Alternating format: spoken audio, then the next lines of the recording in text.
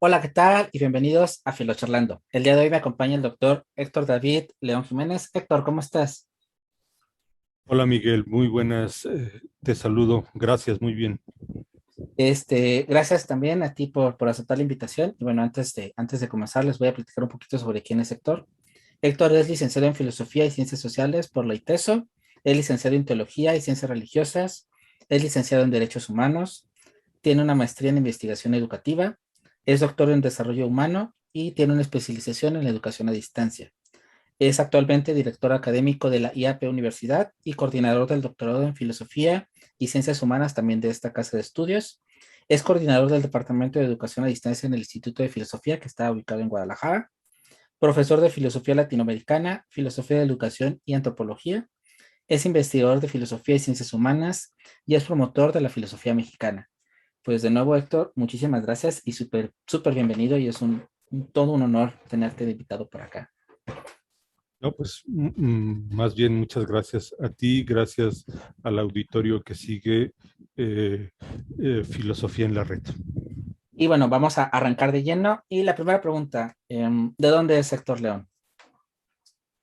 Híjole, es una pregunta, pues no sé cómo responderla. Podría decir que soy tapatío porque llevo, no sé si veintitantos años viviendo en Guadalajara, pero la verdad es que soy de Tula Hidalgo, del estado de Hidalgo. Este, una mezcla ahí rara entre hidalguense y tapatío, ¿no? ¿Y qué te trajo acá? Bueno, para los que nos vean y no sepan, yo estoy también en Guadalajara, así que ¿qué te trajo acá a Guadalajara, Jalisco? La filosofía. Yo llegué a Guadalajara por la búsqueda de estudios de filosofía. Eso fue lo que me atrapó, o lo que me tiene aquí en algún sentido, porque aquí he hecho desde que llegué, pues toda mi vida, no solo personal, sino académica. Bueno, ahorita que Jalisco te trajo a la filosofía, pero cuando piensas en tu infancia, en tu niñez, ¿cuál es como que el destello o los recuerdos que primero te llegan ahí a la mente? Cualquier recuerdo, Sí. híjole, recuerdos, pues yo soy originario de una región con dos figuras que me traen rápido a la mente. Primero, el mundo azteca, o el mundo tolteca. La región donde nací está marcada por esta ascendencia de pueblos originarios marginados, explotados. Eh, Esta es una primera referencia. Tula fue un centro importante para el mundo tolteca. Este es un referente. Segundo, aunque no le voy al Cruz Azul y solo de chico le fui al Cruz Azul, pues mi papá, mis hermanos, la vida de mi familia se hace en Ciudad Cooperativa Cruz Azul, donde yo nací. Podría decir que estas dos cosas me traen como reminiscencia, ¿no? Y ahorita que hablas de Tula, de los toltecas, igual incluso no solo para no mexicanos que nos escuchen, pero ¿qué nos puedes compartir de esta, pues de esta esencia pues tan marginada como mencionas tú? Bueno, el pueblo tolteca es una variante, por decirlo así, simplista y reduccionistamente, de lo que podríamos llamar el pueblo azteca, ¿no? Los aztecas eh, tuvieron centros o ciudades muy importantes. Tula fue una de ellas, otra, por supuesto, Teotihuacán, ¿no? Fue uno de los pueblos más importantes en la configuración del México en etapa precolombina, ¿no? ¿Por qué podría ser referente o por qué sería, por qué lo traigo a colación? Pues porque una de las cosas que me interesa en los últimos, no sé si 2, 3 años, es no solo el reconocimiento de los pueblos originarios, sino su estudio. Hago de los pueblos originarios, particularmente de su pensamiento, un objeto de reflexión, ¿no? Y es algo que promuevo particularmente en mis alumnos o mis estudiantes de filosofía mexicana y latinoamericana. Genial, y vamos a regresar a ese tópico más adelante. Y Héctor, la pregunta filosófica de la noche a la primera. ¿Quién es Héctor León? ¿Qué te define? Híjole, ¿quién es Héctor León? Héctor León, pues, yo podría decir muchas cosas, podría decir que soy profesor, pero no soy solo profesor, porque también soy padre de familia, soy esposo, soy hijo, soy un ciudadano preocupado, por ejemplo, por estas lógicas populistas que atraviesan a este país y a este estado en el que vivimos, ¿no? Yo podría decir que soy un sujeto ordinario, con una preocupación, una real preocupación por un mundo marcado por las asimetrías.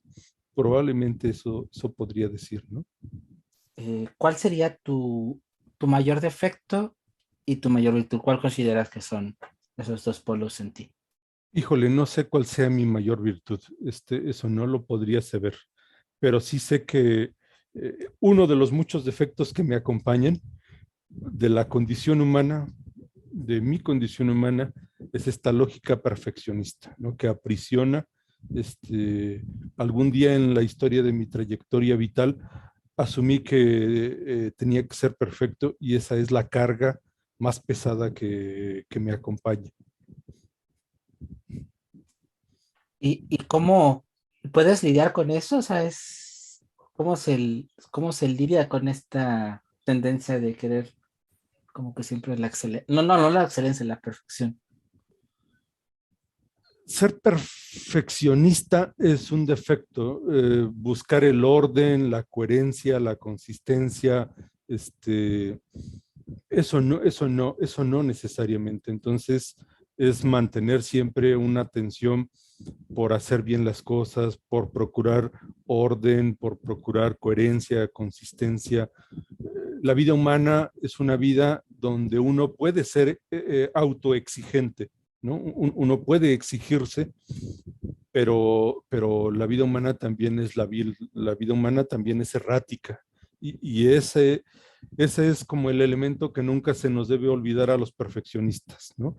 La posibilidad no solo de que nosotros, sino los otros, porque ese es el error, pensar que los otros tendrían que ser como nosotros. Bien, me robo la frase, me gustó. Y ahora, Héctor David, ya para cerrar esta primera etapa sobre ti, ¿cuál sería el dato más inútil, lo más bizarro que pudiéramos saber de ti? Así como que una manía, una fobia, algo ahí como que... Bueno, yo tengo una amiga que fue mi profesora y ella dice algo que yo he comprado. Mi principio, mi mecanismo de enajenación es irle al equipo más importante de este país, que es el América. Reservamos comentarios. Por allí. Creo que entraba en el defecto, pero bueno. No. Y bueno, ya nos platicas más o menos que toda tu formación académica, toda la filosofía te trajo a Jalisco, a Guadalajara, pero ¿cómo llegas a la filosofía? ¿Cómo este chico de Tula tiene este clic, este momento eureka de decir, voy por filosofía y luego a Guadalajara? O sea, toda la historia ahí. Bueno, la narrativa de mi trayectoria vital es más o menos compleja. Yo podría resumirlo diciendo que hubo por lo menos dos, tres profesores que me marcaron. Un primer profesor que me marcó, que no recuerdo su nombre, pero recuerdo que me dio literatura en la secundaria. Ese profesor me enseñó la importancia de la literatura, la importancia del discurso, de la oralidad, de la comunicación. Eso me dejó marcado la necesidad de ser exigente conmigo mismo, ¿no? Ese fue una cosa, la insatisfacción con el saber. Este profesor me transmitió eso y eso lo vine a confirmar cuando en la preparatoria, en el primer año de preparatoria, la primera materia de introducción a la filosofía, el profesor me hizo ver la importancia de pensar el mundo, de pensar las cosas, de no quedarse con explicaciones simples de la realidad.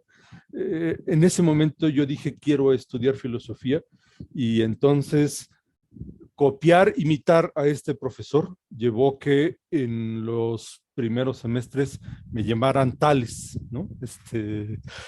Justamente porque esa era, así inició el curso de este profesor, ¿no? Explicando quién era Tales, ¿no? Entonces, para mis amigos, para los cercanos de aquel tiempo, eso era, ¿no? No sé si respondo la pregunta. No, es genial, sí. Eh, bueno, ahora ya empezamos un poquito con la carnita curricular, con lo que haces. Y algo que me llamó la atención de toda tu curricular es que eres, vaga la redundancia, diseñador curricular. Am, ¿qué haces? ¿Con qué se come? ¿Cómo es ser diseñador curricular? Porque eso es muy, muy raro, pero interesante a la vez. ¿Qué significa ser diseñador curricular? Bueno, es un asunto que practico poco recientemente, pero el diseño curricular tiene que ver con el desafío de pensar la educación. La educación no es un acontecimiento que se realiza ni solo improvisado ni ocasionalmente, particularmente cuando se realiza desde las instituciones, ¿no? Desde proyectos institucionales. La educación es algo que cualquier educador piensa, ¿no? Cómo transmitir, qué hacer, pero el diseño curricular desde la vida institucional tiene que ver con articular diversos elementos que configuran un proyecto donde el producto es una trayectoria formativa, un proceso formativo, es decir, el diseñador curricular es este sujeto que tiene que leer la realidad del mundo de las profesiones, la realidad de la institución, la realidad educativa, para definir un plan formativo que responda a la realidad, a las necesidades de formar tal o cual profesional. En ese sentido, el diseño curricular tiene que ver con definir, por ejemplo, objetivos generales de un proceso formativo, definir un perfil de ingreso, un perfil de egreso, una estructura curricular, es decir, no solo qué materias, hacer un listado simple y ordinario, sino cómo se deben articular estas materias, cuáles primero, por qué estas y no aquellas, qué contenidos, cómo articularlos, qué bibliografías, y eso en el marco no solo de la vida de las instituciones, sino en el marco del sistema o los sistemas educativos, ¿no? En resumen. ¿Y cómo? Porque bueno, esto es súper interesante para, incluso creo que bueno, es una labor filosófica muy, muy, muy profunda. ¿Cómo puedes llegar a hacer eso? O sea, ¿cómo puedes llegar a que una institución te diga, oye, tú diseñame el plan de estudios de la carrera de filosofía o de la maestría? ¿Qué es lo que necesitamos para llegar ahí? Bueno, es que normalmente cuando estudiamos matemáticas o derecho o arquitectura, lo que estudiemos, incluso los que estudiamos filosofía, estudiamos una profesión, pero no necesariamente estudiamos ser docentes. No se nos enseña a enseñar, ¿no? Se nos enseña el ejercicio de la profesión, pero no necesariamente se nos enseña la docencia, la enseñanza, la didáctica. Eh, en este sentido, el desafío del diseño curricular tiene que ver justamente con que las instituciones pueden tener expertos en muy diversos campos, ¿no? Eh, Pueden ser filósofos, grandes filósofos, expertos en aeronáutica, en lo que gustes y mandes, pero el diseñador curricular tiene que saber articular eso en términos didácticos, en términos pedagógicos. Es decir, lo que aporta el diseñador curricular es que hace que los distintos expertos de una misma profesión pongan su mucha experiencia, su background, su saber, de manera armónica en función de configurar un proyecto coherente, sólido. Ahorita tú, bueno, una de tus especialidades, uno de tus focos es el desarrollo humano. Eh, Últimamente se ha venido mucho pensando o en los planes académicos, en los planes de estudio, como que articular esta parte, ¿no? De enfocarse pues valga la redundancia, al alumno y enfocarse como este proyecto para que salgan mejor profesionistas. ¿Cómo tú lo impulsas para que incluso las materias quizá o las ciencias duras, las más abstractas, puedan contener esta parte de humanidad que desafortunadamente a veces ya en la academia y en estos círculos se nos olvida o se puede como que perder? La pregunta podría tener varias respuestas, pero me concentraré en dos. Mi trabajo como profesionista o como humanista, por decirlo en este sentido, tiene que ver con una defensa y una promoción de las humanidades en su generalidad, y eso incluye a la filosofía, ¿no? No solo la filosofía, este, esta es una tarea, esta es una acción que realizo, de tal manera que ¿por qué se hace eso? ¿Por qué lo hago? Lo hago y lo busco y lo procuro porque sé que cada ser humano, cada mujer, cada hombre, cada persona, cada anciano, cada niño, es una realidad abierta, es una realidad que necesita humanizarse y que esa humanización, esa condición que necesita desarrollarse depende de saberes. No solo, pero los saberes juegan un proceso fundamental. En ese sentido, una de las tareas que hago es ser promotor de las humanidades en función del desarrollo. Ese es un punto. Un segundo punto tendría una segunda respuesta es cuando yo pienso el desarrollo humano, yo no pienso el desarrollo humano en términos psicológicos o en términos económicos, que son no solo, pero prioritariamente los dos enfoques reduccionistas que hoy privilegian como tesis explicativas del desarrollo humano. Yo prefiero pensar el desarrollo humano en dos betas o dos perspectivas que he explorado. La perspectiva ecosistémica, que significaría pensar el desarrollo humano desde todos los enfoques, más allá de un enfoque económico o psicológico o educativo, pensarlo desde la integración, desde una visión sistémica, por eso hablo de ecosistémica, o lo pienso desde una perspectiva de colonial, que en mi lectura de las cosas, lo de colonial supone, incluye una perspectiva ecosistémica. No sé si he dado respuesta a la pregunta, Miguel.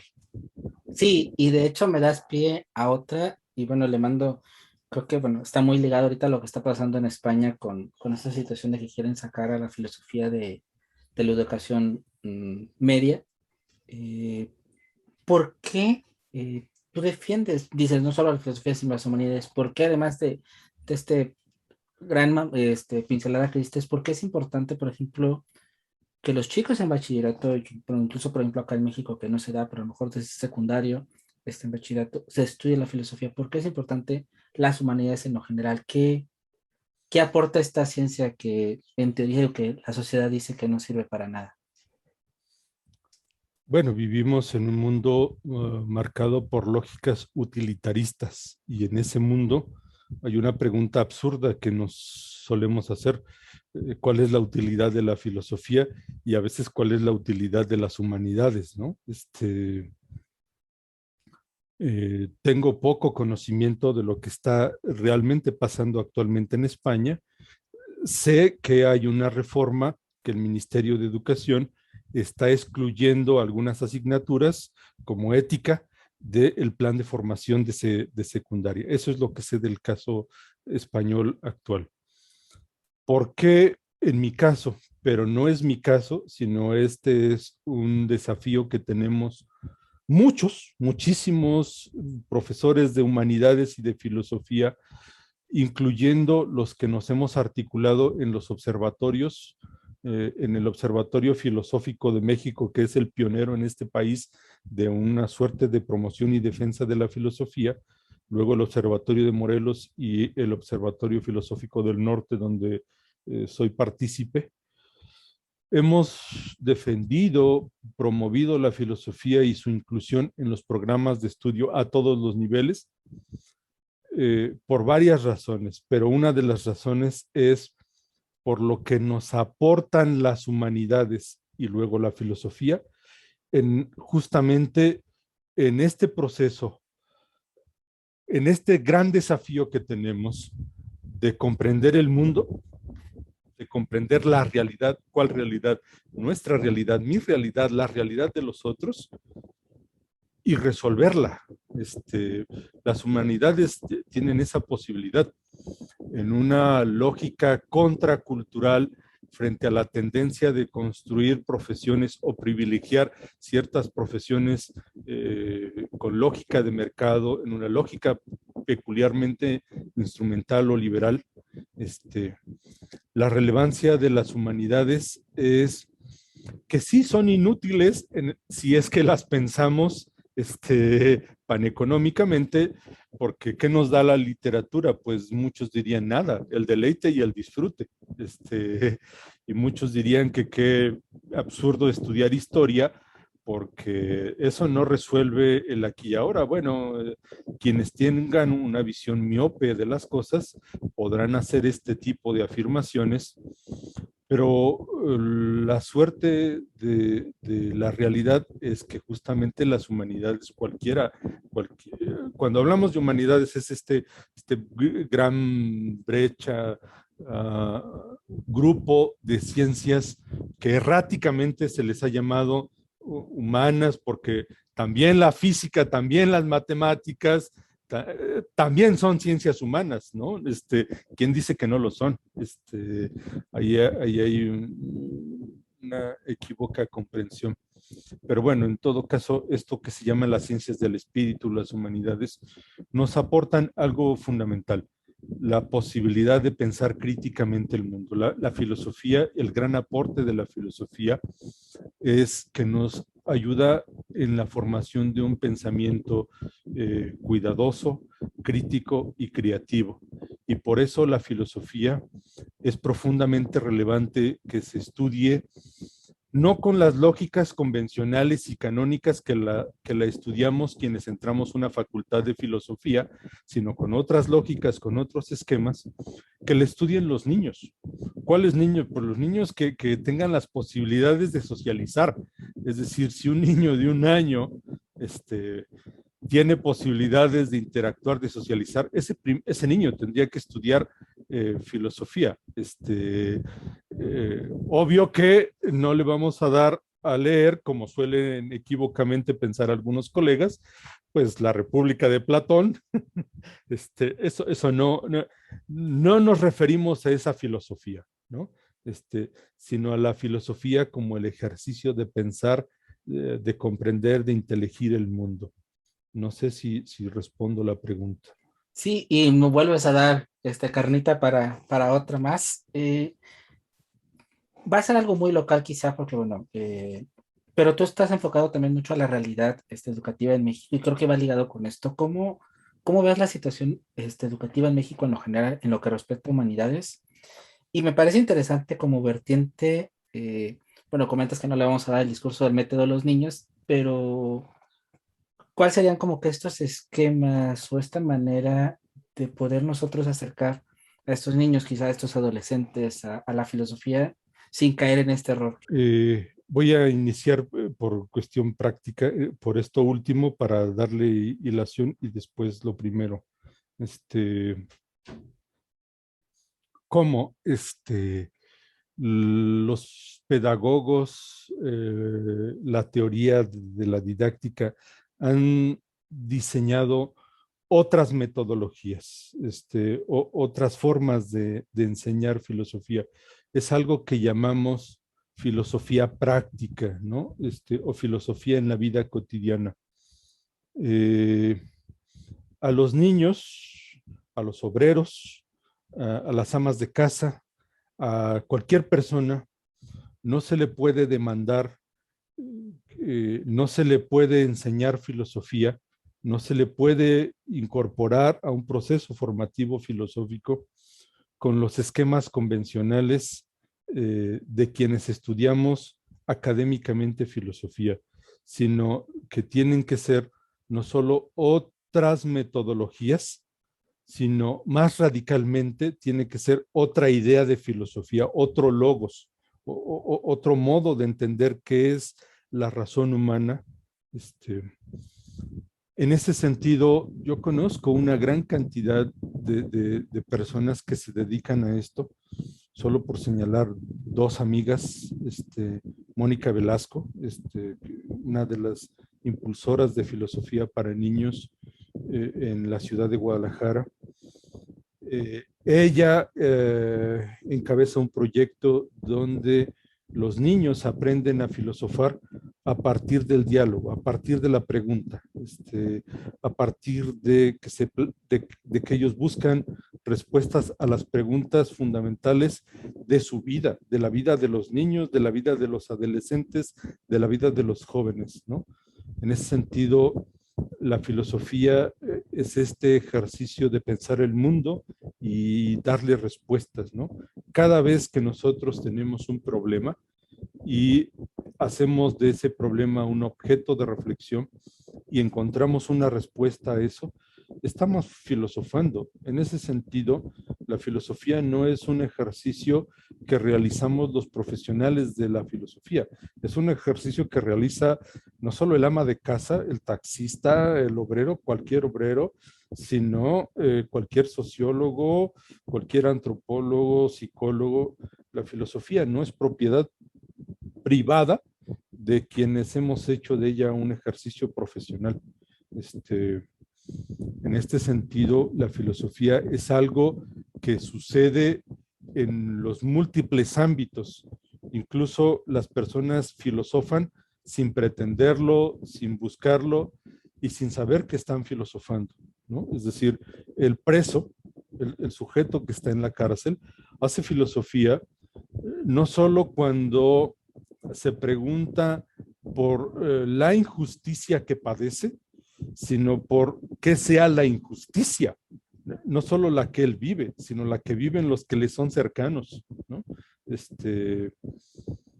Y que quede claro que acabo de decir injusticia y no justicia, es decir, el mundo, las personas se hacen preguntas filosóficas que no necesariamente son las preguntas que se hacen los filósofos profesionales, sino que se hacen otras preguntas que incluso no somos capaces de formularnos los que hemos estudiado filosofía académicamente, ¿no?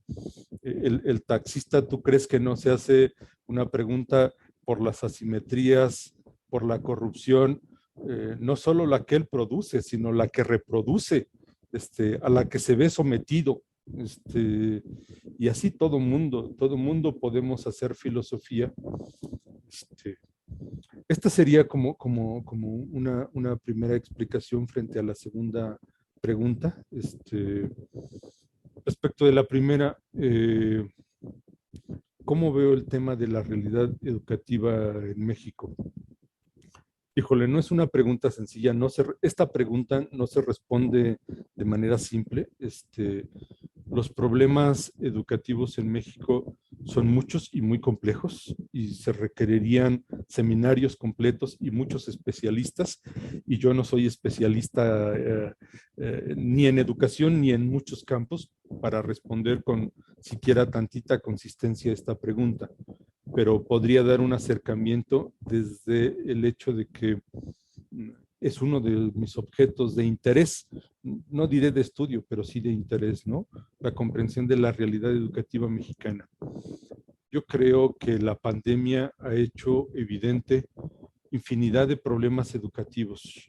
La pandemia ha evidenciado muchas lógicas, por ejemplo, una lógica de liberalización de la educación, es decir, hay desde la década de los 80 con el salinato una suerte de perversión que implica, bajo un discurso que llaman los liberales modernizar la educación, hay una apuesta por subordinar la educación en todos los niveles a lógicas económicas.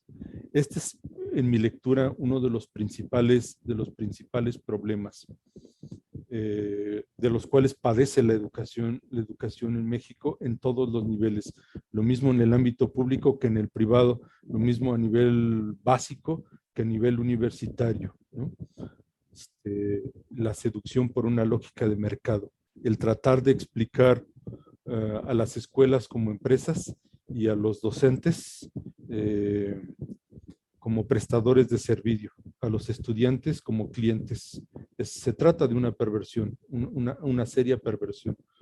Luego, otro problema tiene que ver con algo que se ha acentuado recientemente, que tiene que ver con una lógica de discurso marcadamente populista, que sigue instrumentalizando la educación en función de la construcción de una idea de nación, una nación mayoritaria.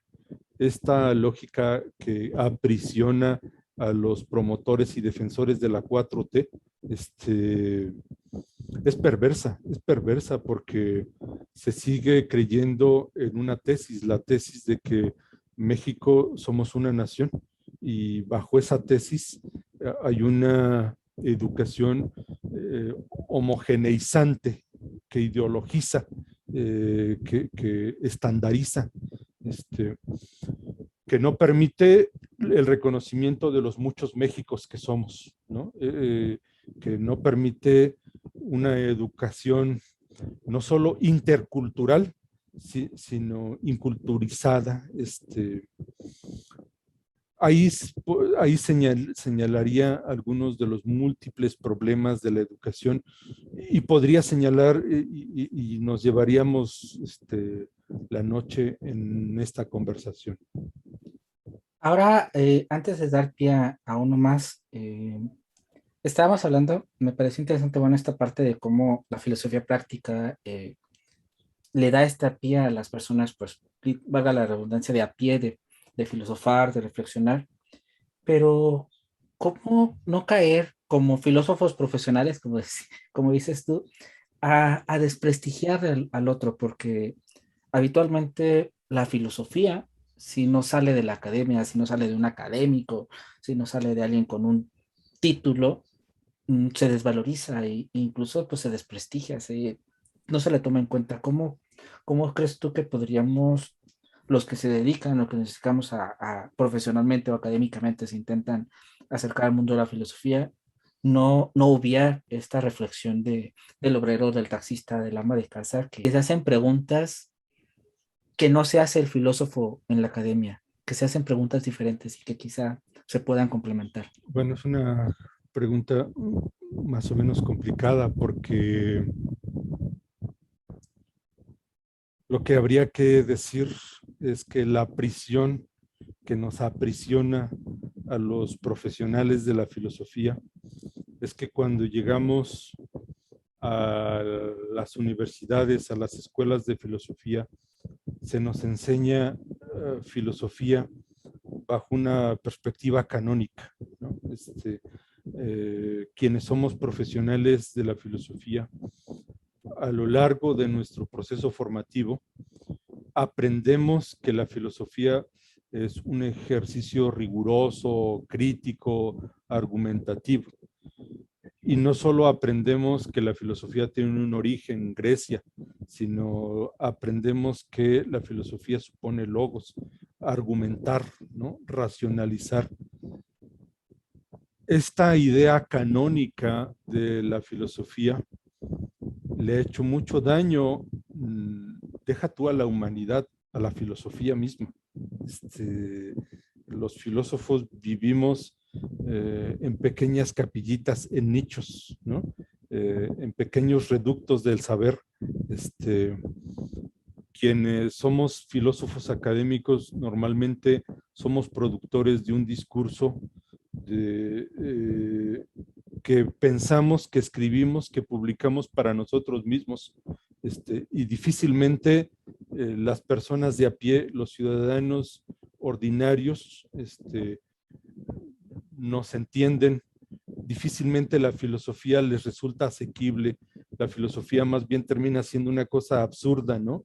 ¿Cuáles son los motes absurdos que a veces, ¿no? el filósofo es alguien abstraído de la realidad, ¿no? Es alguien que no pisa la realidad. Y la verdad es que a veces eso pasa, ¿no? A veces pasa porque no es que esté mal que abstraigamos, no está mal que pensemos con categorías, que elaboremos teorías, pero la filosofía no es solo eso, no es solo, no está solo ahí. Este es un primer problema. No hemos entendido que no hay filosofía sino filosofías, ¿no? Primero. Y que entonces, si hay filosofías, la filosofía no es más importante la europea que la asiática o la latinoamericana que la africana, sino que cada una entraña su propia relevancia. Yo como profesor de filosofía nunca diré que es irrelevante la filosofía europea, pero sí diré que ni la filosofía europea o occidental fue la primera filosofía, ni siquiera diré que es la única, sino es probablemente el referente más importante de las filosofías, pero es una entre muchas filosofías, ¿no? Y este reconocimiento es un asunto que es profundamente relevante porque cuando nosotros estudiamos filosofía nos quedamos con la prisión de que tenemos que formarnos con una suerte de ambición por saber, ¿no? ¿Cuáles son las actitudes o las disposiciones con las que se nos forman? Se nos forma con una suerte de ambición, una insatisfacción, y entonces hay una propensión a formarnos en una lógica de erudición. Y entonces, no es que eso está mal, es que eso nos limita, porque nos impide hacernos preguntas, otras preguntas que nos hacemos en ámbitos ordinarios, ¿no? El problema está en no reconocer que no hay filosofía, sino filosofías, y que éstas se producen no solo por los profesionales, sino casi por cualquier persona, casi por cualquier ser humano. Eso no significa que todo sea filosofía. Eso significa que todos podemos ser productores de filosofía. Ahorita que mencionas, tengo que siempre me respondes y me das carnita para más. Hablas de las filosofías, y hay un debate siempre, o casi siempre ahorita se está tratando de deconstruir eso, de que las sociedades precolombinas no tenían su filosofía, no, que fue hasta la llegada de la conquista y todo esto que descubrieron la filosofía y extrajeron el conocimiento y el saber. Pero bueno, una de tus áreas es la filosofía latinoamericana y la mexicana en particular. ¿Qué respondes a esto? ¿Si había filosofía antes de los españoles o no había? ¿Y qué tipo de filosofía o de reflexión se hacía? Si nosotros partimos de que la filosofía nació en Grecia y partimos de la tesis canónica de que la filosofía es un ejercicio racional, especulativo, argumentativo, si nosotros respondemos que sea la filosofía desde una perspectiva canónica, y esa perspectiva supone una idea de filosofía, un modo de hacer filosofía, una historia de la filosofía, la cosa o la respuesta es muy sencilla. Lo que sucedió en México, en América Latina, en África, en Asia, previo a la conquista, previo a la colonia, eso no solo no fue filosofía, no es filosofía, no tendría posibilidades de ser filosofía, ¿no? Si respondemos de manera canónica, pero si quebramos el canon, si reconocemos la equivocidad, lo errático, lo limitado de esa perspectiva, de esa visión, si nosotros reconocemos que cada pueblo, cada cultura se plantea dilemas, se plantea problemas, y que las respuestas que se dan a esos problemas son ejercicios filosóficos en la medida en que son ejercicios de saber que buscan una explicación a la realidad del mundo en que se vive. Entonces, no solo en América Latina hubo filosofía antes de la conquista, sino siempre ha habido filosofía, porque a los pueblos originarios siempre los hemos tenido, mucho antes de que llegaran los españoles, ¿no? Mucho antes de la conquista. Eh, ¿Cuál es el problema? El problema es justamente esto que he señalado, el academicismo que nos acompaña y que nos aprisiona. La historia de la filosofía mexicana y latinoamericana está marcada por una suerte de normalización filosófica. ¿Qué significa esto? Eh, eh, Hubo un filósofo argentino llamado Francisco Romero que decía que el desafío de la filosofía latinoamericana y mexicana, por supuesto la argentina, consistía en normalizarse, es decir, hacerse como la filosofía europea, ¿no? Y eso suponía cumplir con un listado de criterios que corresponden al canon de la filosofía. Quienes tenemos una filosofía en perspectiva latinoamericanista o mexicana, decimos que la normalización no es otra cosa más que una enajenación o un mecanismo de colonización porque representa una suerte de imitación, de inautenticidad, que a lo que lo único que nos convoca es a trasplantar la filosofía. Es decir, traemos las filosofías que se producen en los centros de poder filosófico, las copiamos, las imitamos y las traemos aquí y a esas les prendemos veladoras. Esa ha sido una de las peores perversiones porque no nos permite reconocer que los otros son productores de filosofía y que lo que ellos piensan, con las formas en que ellos piensan, también es filosofía. Este ha sido una de las grandes limitaciones, sin reconocer que lo que hicieron los grandes filósofos europeos, Kant, Voltaire, Rousseau, Marx, fue justamente hacer lo que hoy queremos hacer en México y en América Latina, pensar su contexto, pensar su realidad y dar una explicación a su realidad. El gran problema es que ahora leemos a Platón o leemos a Aristóteles y queremos que la política de Aristóteles o la República de Platón nos ayuden a explicar la democracia mexicana. Qué cosa más absurda, ¿no? ¿Nos podría estar en lo que sepas tú, en la medida de lo que sepas tú, quizá deconstruyendo este canon? ¿Cómo era o qué pinceladas tenía esta filosofía prehispánica? ¿Cómo en tu experiencia, en lo que tú has pues, profundizado, cuál sería como que en una pincelada, en un brochazo, cómo era esta filosofía de estos pueblos originarios? ¿O cómo sigue siendo incluso?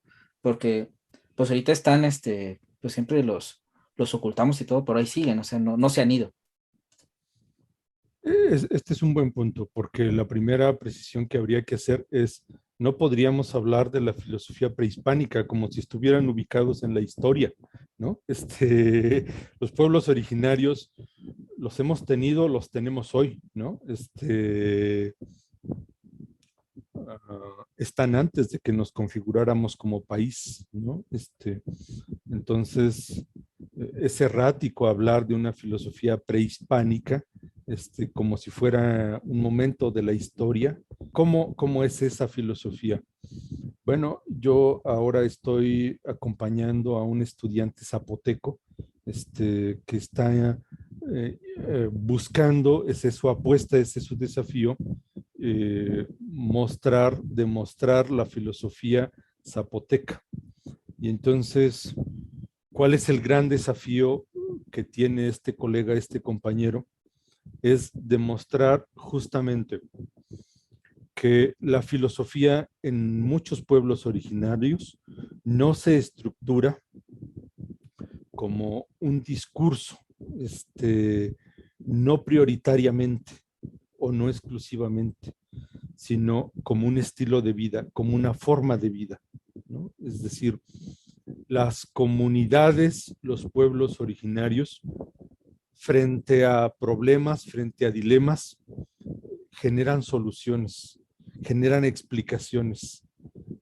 Y eso es la filosofía. La filosofía luego entonces no es un discurso prioritariamente en los pueblos originarios, no es un discurso, no es un texto, sino es una forma de vida que cómo se comunica, se comunica en la vida cotidiana.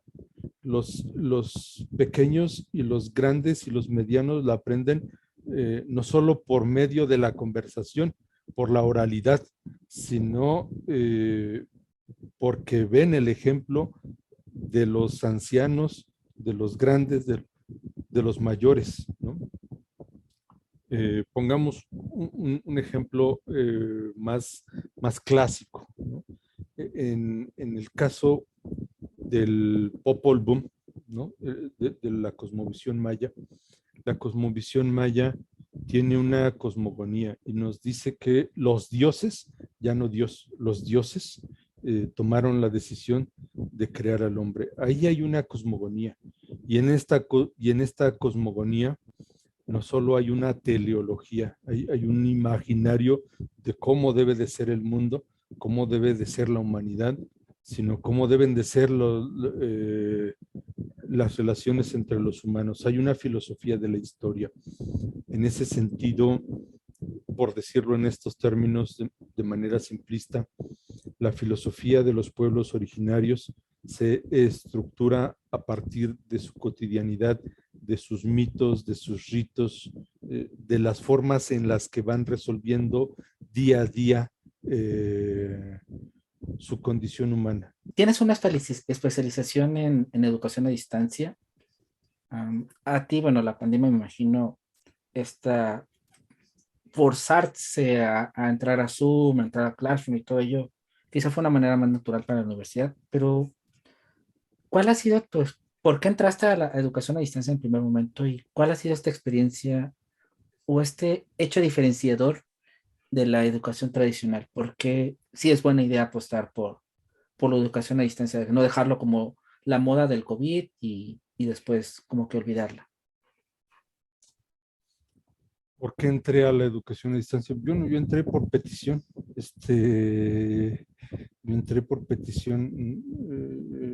Soy profesor de una institución de enseñanza de filosofía y en ese instituto, en un momento de mi participación en este proyecto, justo en mi condición de diseñador curricular, se me encargó diseñar una licenciatura no convencional para gente que trabaja, para gente que no podía ir todos los días al aula. Eso me representó un desafío porque en aquel tiempo la educación a distancia, por lo menos no estaba ni tan reconocida, ni, no significa que hoy lo esté, ni tan consolidada como hoy lo está después de la pandemia, ¿no? Yo entré al mundo de la educación a distancia pues hace cerca de 10 años, ¿no? Así como diseñador curricular y ya después como coordinador académico. Y la educación a distancia que yo aprendí, que yo diseñé, mis primeros diseños de educación a distancia, es tan distante de lo que hoy es la educación a distancia, ¿no? Porque no solo no existía el mercado de las videoconferencias, no existía Zoom, por supuesto que no existía Zoom, sino que existían otras cosas. Las videoconferencias las hacíamos con otro esquema y no las hacíamos tan frecuente como hoy las hacemos, ¿no? Pero independientemente de eso, hay una constante. ¿Qué es lo que permanece con independencia de? yo no soy como si tengo colegas que piensan, yo no soy de los que piensan que la educación a distancia es una suma de educación más tecnología. Yo no creo que a la educación a distancia la haga la tecnología. No es la mucha tecnología, ni la mejor, ni la más cara, la que hace a la educación a distancia, sino que la educación a distancia se configura como tal porque hay un sustento teórico y pedagógico, ¿no? Eso es lo que hace a la educación a distancia. ¿Y qué me gusta decir a mí? Y así fue como yo ingresé a la educación a distancia, o eso fue lo que terminó de convencerme a mí. La educación a distancia, hay que decirlo con toda su claridad, no es democrática.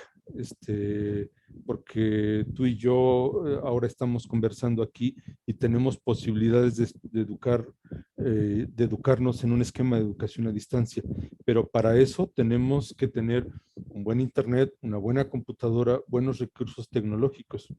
Y vivimos en un país marcadamente asimétrico, donde las grandes mayorías no tienen acceso ni siquiera a un buen internet, ya no digamos un buen equipo.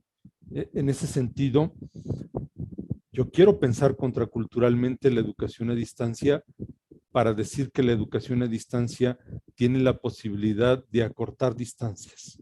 Es decir, la educación a distancia sería, en mi lógica, en mi modo de entender, y así es como la he transmitido en dos proyectos en los que colaboro, es un mecanismo de democratización, es sacar al aula o los saberes a la calle, o meter la calle al aula. Es hacer que los que están fuera estén dentro, ¿no? Y es sacar a la educación a la calle, es decir, que la educación y sus formas convencionales, curriculares, el canon cuadrado, rígido, se descomponga en esa realidad de la vida cotidiana. Es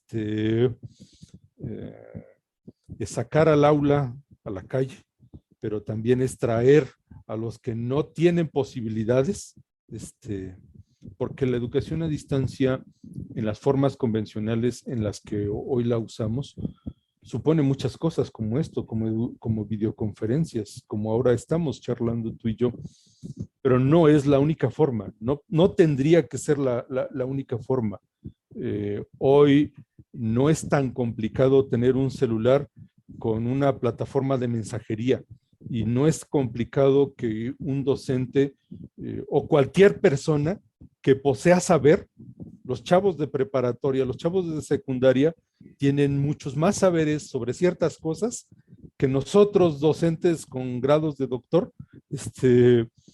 que podrían ser transmisores de saber. La educación a distancia también tiene que ver con eso, ¿no?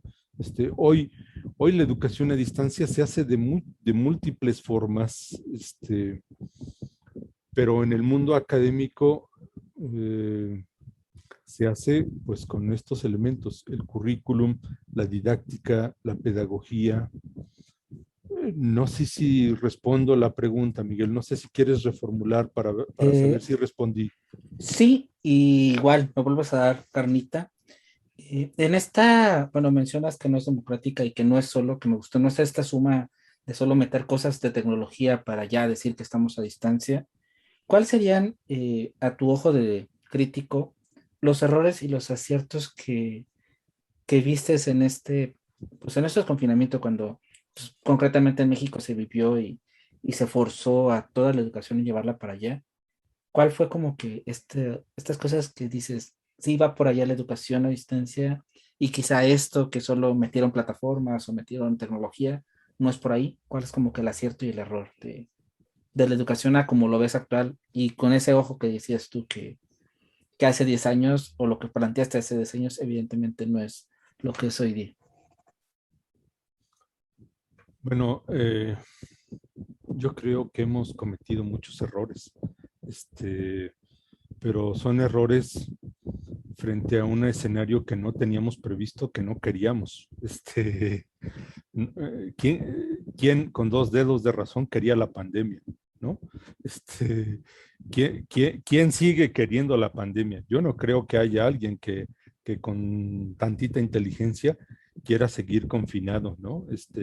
Hemos pagado muy caro esto, ¿no? Bueno, hemos cometido muchos errores. Las universidades han cometido muchos errores. Acabo de decir uno, ¿no? Las instituciones educativas, el principal error que han cometido es creer que mucha tecnología, la más cara, la mejor, la de marca,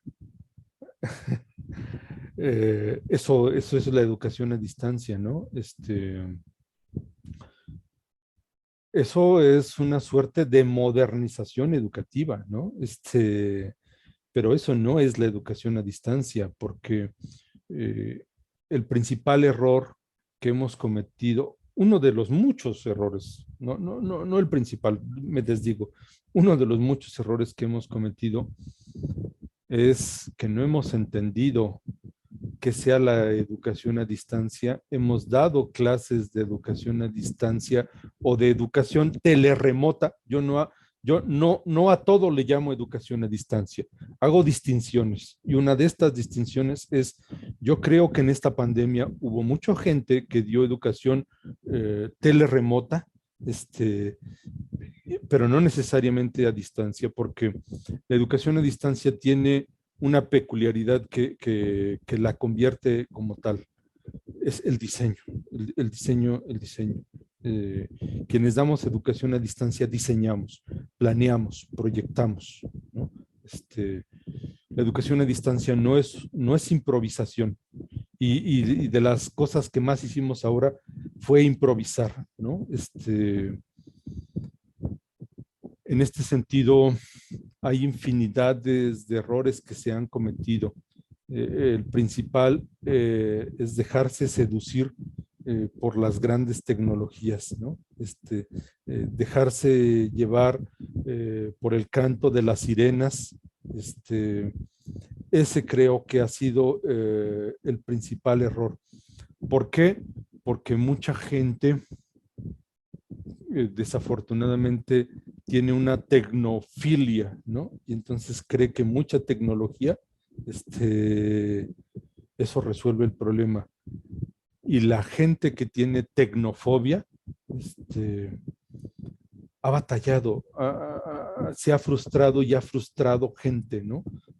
Porque la desconfianza que imperaba previo a la pandemia y que sigue imperando y que a veces se ha agudizado, a veces se ha dispersado, este, nos ha generado muchas ventajas y muchas desventajas, muchos problemas, ¿no? Todavía no salimos de la pandemia y no sabemos cuáles van a ser los saldos. Los saldos tecnológicos, ya sabemos algunos de ellos. Las tecnologías se han revolucionado, ¿no? El Zoom en el que estamos hoy no es el Zoom de hace 2 años, ¿no? Es otro Zoom. No solo comercialmente hablando, sino tecnológicamente hablando, a nivel de seguridad, ¿no? Surgieron N cantidad de plataformas, ¿no? Pero lo que no ha surgido es la inteligencia para pensar la educación con tantita didáctica, con tantita pedagogía. Ese es el residual, el resabio, el déficit más grande que tenemos, ¿no? Que no las instituciones educativas, el sistema educativo, no ha incorporado una idea suficiente.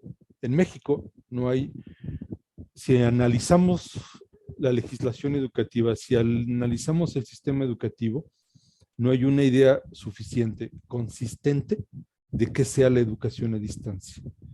Y las instituciones, en lo general, todas las instituciones, incluso en las que yo trabajo, y que me perdonen,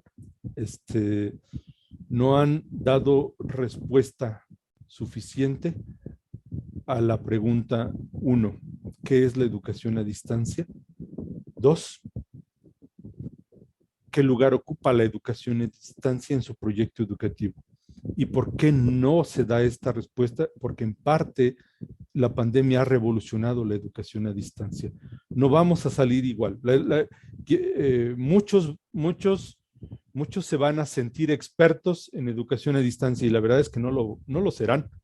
No lo serán, porque, porque si los que llevamos muchos años en esto, y yo no creo ser de los que más, yo tengo 10 años, hay gente que lleva 20, 30, conozco gente, María Elena Chan, una colega que lleva, no sé si 25, 30 años en educación a distancia.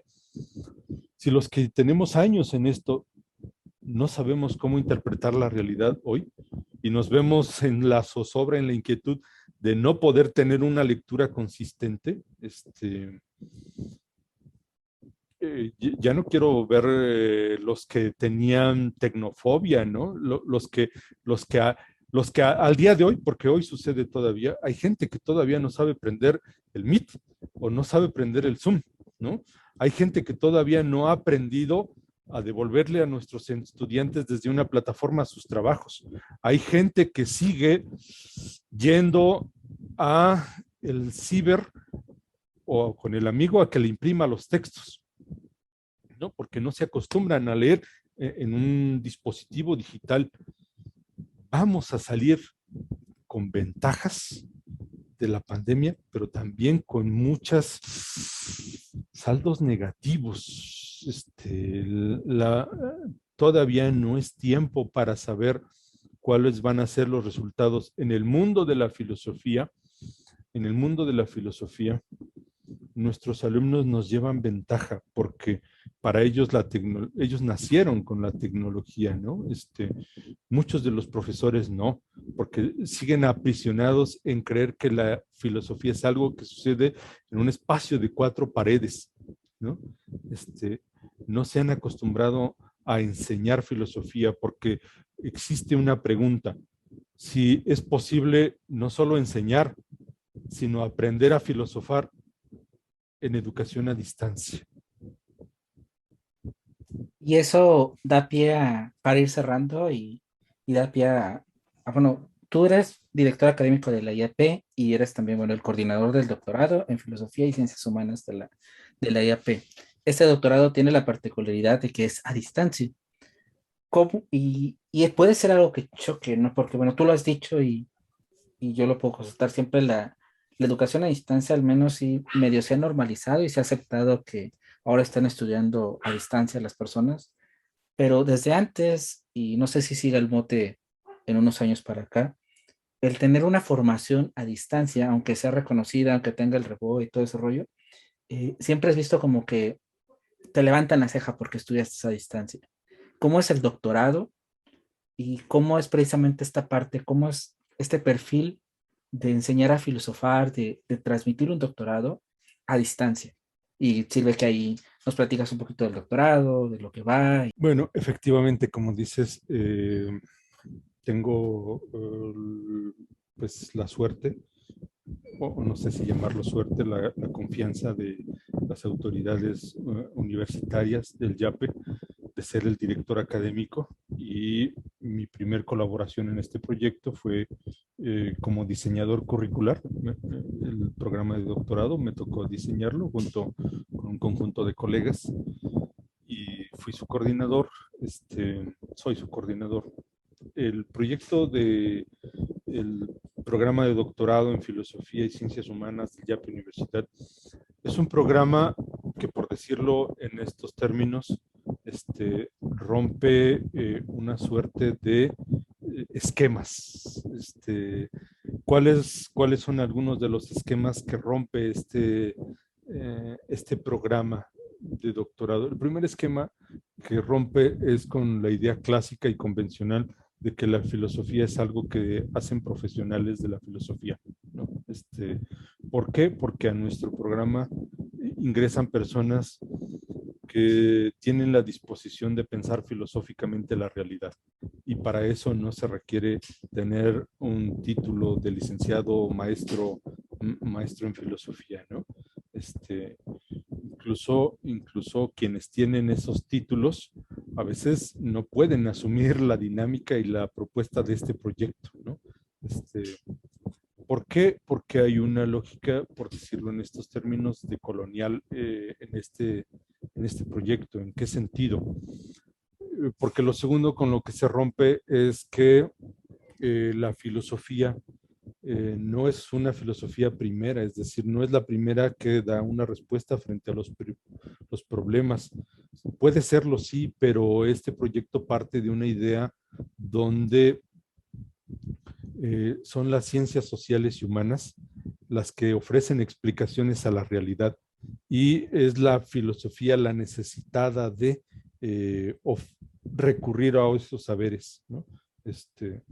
En este sentido, este proyecto ha sido pensado en una suerte no solo de multidisciplina, sino de transdisciplina, ¿no?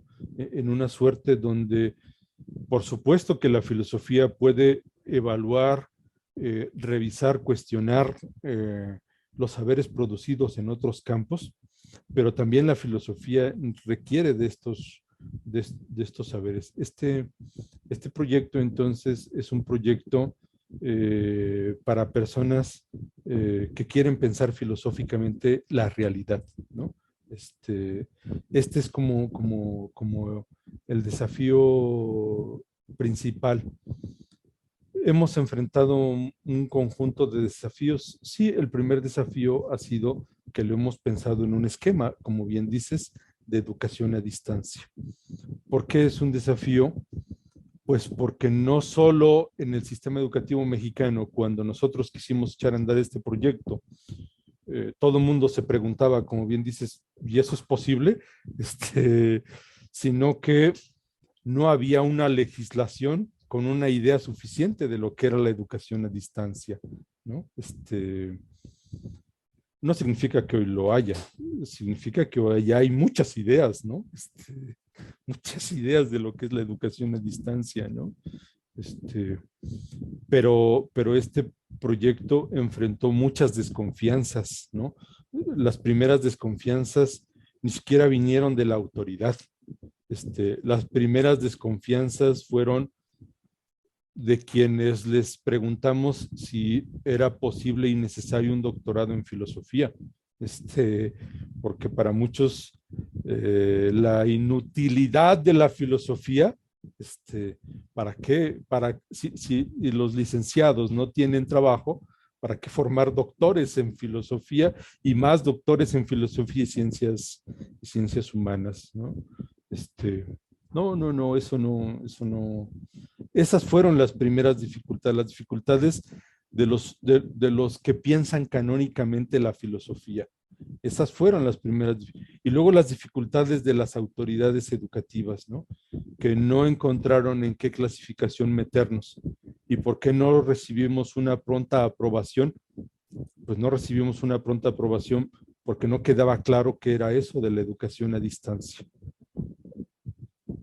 A la distancia del tiempo, después de 5 años, tenemos una generación donde varios de esta primera generación están ya presentando sus productos terminales, sus investigaciones doctorales y en proceso ya de titulación, con investigaciones no solo que ellos han sufrido, que seguramente muchos de ellos han gozado, pero con investigaciones que justamente suponen esto, el diálogo, filosofía y ciencias humanas. Nuestro proyecto es un proyecto que se sostiene con mucho por nuestros docentes. Los docentes del YAPE se implican, dan de sí, incluso de manera no solo excedente, sino generosa y gratuita, ¿no? En función de que, en función de explicar la realidad, los problemas aquí y ahora, no como se explican convencionalmente, sino buscando decir lo que nadie dice o lo que nadie quiere decir, ¿no? Mirando donde nadie quiere mirar, escuchando lo que nadie quiere escuchar, ¿no? En ese sentido, este programa de doctorado es un programa de doctorado que sí tiene su mapa curricular, tiene su estructura, tiene una trayectoria, pero también tiene un conjunto de dispositivos que acompañan para que las personas eh, puedan justamente hacer este ejercicio de pensar la realidad en esta clave de diálogo, filosofía y ciencias humanas. No sé si este primer acercamiento dice del doctorado. No, es genial, sí, es una manera, como dices, diferente de abordar la filosofía y creo que necesaria más que nada, ¿no? Y más en esta realidad donde la filosofía práctica, como comentábamos, está teniendo ya su incidencia de alguna manera, el generar profesionales enfocados a esta vertiente y correlacionados con otras disciplinas sociales, pues va más de sí. Y, ¿cómo se pueden acercar a ustedes? ¿Cómo pueden consultar información? Cositas así para ya ir cerrando. Y bueno, igual, de todos modos, los links y todo los dejamos abajito en la descripción, pero igual hay que tú nos platicas un poquito de cómo contactarles. Bueno, decir que el YAP Universidad es una universidad que se proyecta como una universidad en perspectiva humanista. ¿Qué significa esto? Significa no un humanismo clásico y convencional, sino un humanismo abierto, crítico, esto que en la academia se llama poshumanismo, ¿no? Pero que no lo decimos así porque luego a veces, si el humanismo no es bien visto, luego entonces lo otro tiene sus asegúnes, ¿no? ¿Por qué lo señalo? ¿Por qué lo digo? Porque una cosa que nos interesa eh, como académicos, y es una de las encomiendas que me ha dado la rectoría como director, es que todos nuestros programas, desde la preparatoria hasta el doctorado, tienen una buena dosis de filosofía. Es decir, si alguien nos busca, que nos busque justamente porque pensamos el mundo con otras claves, ¿no? En clave humanista, donde la filosofía y el diálogo con la realidad juegan una clave. Esta sería una razón para buscar un proyecto del YAPE Universidad en cualquiera de sus facetas. ¿Cómo contactarnos? Bueno, pues están desde nuestra página yape.edu.mx. Este es nuestro sitio web. Nos pueden encontrar lo mismo en cualquiera de las redes sociales, ¿no? Facebook, Instagram, TikTok, no sé cuántas redes existan. Todas esas redes de las que ni siquiera yo muchas veces accedo, ahí seguramente nos pueden encontrar. Y dejarnos algún mensaje y ya alguno de mis compañeros, compañeras encargados de promoción podrán responder alguna inquietud, alguna pregunta. No, pues muchísimas gracias, Héctor. Igual, todas las ligas a esas redes las vamos a dejar acá abajito. Y pues gracias por este acercamiento al humanismo, a la filosofía, a esta manera de deconstruir la filosofía y bueno, de toda esta charla que estuvo genial. Muchísimas gracias, Héctor. Pues muchas gracias a ti, Miguel. Agradezco pues al grupo, al proyecto de Filosofía en la Red, este ejercicio de diálogo.